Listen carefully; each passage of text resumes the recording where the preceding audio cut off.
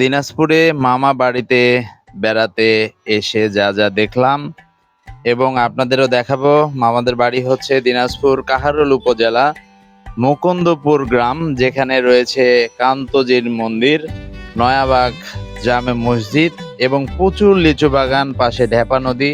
এটা আমার মামাদেরই এটি বাগান, 3.5 বিঘা, এটি বোম্বে লিচু।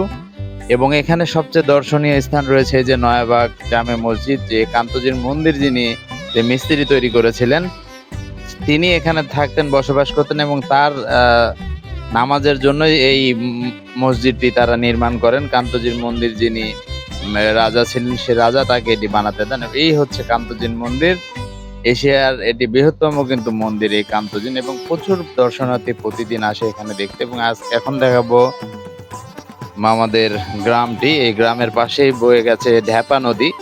এই নদী গিয়ে পূর্ণভাবা নদীর সাথে সংযোগ হয়েছে। এই পূর্ণভাবা নদী আবার ইন্ডিয়াতে প্রবেশ করেছে, ইন্ডিয়া মালদা হয়ে আবার এই নদী চলে গেছে আপনার সাপাহারে এসে প্রবেশ করছে। আর প্রত্যেকটি বাড়ির সামনে এরকম চাতাল রয়েছে।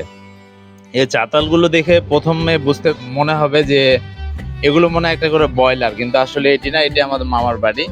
এই পাশ দিয়ে আমার সব মামাদের বাড়ি আর মামা খালাদের বাড়ি, আর এটি হচ্ছে তাদের গ্রাম। প্রত্যেকটি বাড়ির সামনে চাতালগুলো দেখছেন, এগুলো ভুট্টা শুকাচ্ছে তারা।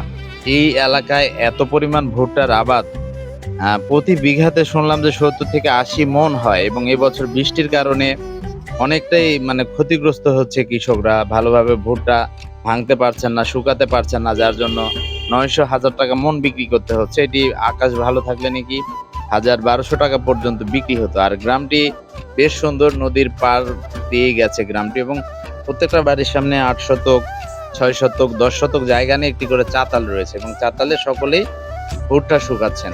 এই গ্রামের প্রত্যেকটি বাড়িতেই সবাই কিন্তু ভুট্টা চাষ করেছেন। শুধু এই গ্রাম না, এর আশপাশে বীরগঞ্জ রয়েছে, এরপরেই কাহারোলের এরপরে হচ্ছে বীরগঞ্জ। সামনের যে সড়কটি চলে গেছে মূল মহাসড়কে যায়, এটি উঠবে। এটা হচ্ছে পঞ্চগড় ঠাকুরগাঁ সড়ক। তো এই এলাকায় এত পরিমাণ ভুট্টার আবাদ এবং লিচু বাগান, প্রচুর লিচু বাগান রয়েছে এই এরিয়াতে। প্রত্যেকটা বাগানের বয়সই দেখলাম 20 বছর, 25 বছর, 30 বছর এরকম। এই যে মাঠ দেখছেন, মাঠ জুড়ে সবই হচ্ছে ভুট্টার ফসল। আর এগুলো হচ্ছে লিচু বাগান। এই ম্যাক্সিমাম যে গাছগুলো দেখছেন, এগুলো সবই হচ্ছে লিচু বাগান চারোদিকে।